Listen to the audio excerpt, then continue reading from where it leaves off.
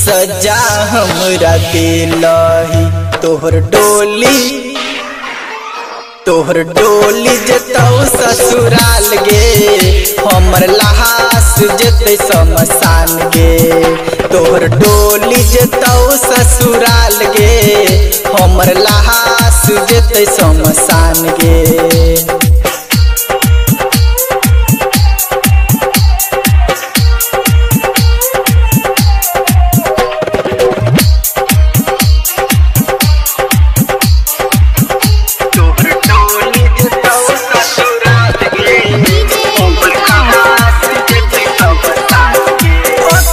के सोझा तू रही छहा दिल के धड़कन बढ़ाबही छहा सुना सुना रहे छियै तोहरा बिना जियै छियै अखिया के सोझा तू रही छहा दिल के धड़कन बढ़ाबही छहा सुना सुना रहे छियै तोहरा बिना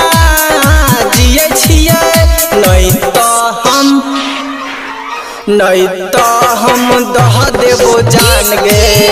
हमर लाश जेतो शमशान गे नहीं तो हम दह देबो जान गे हमर लाश जेतो शमशान गे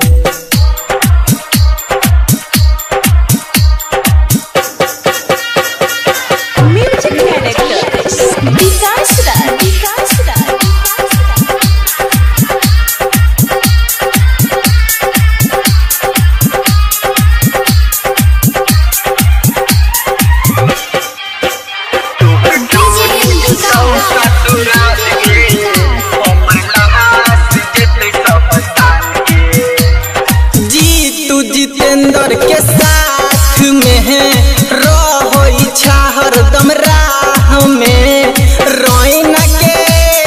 दिल्ली धोखा रमेश के दिल्ली मौका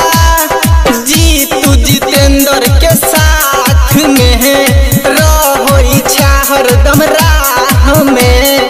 रोइना के दिल्ली धोखा रमेश के दिल्ली मौका सोचल सपना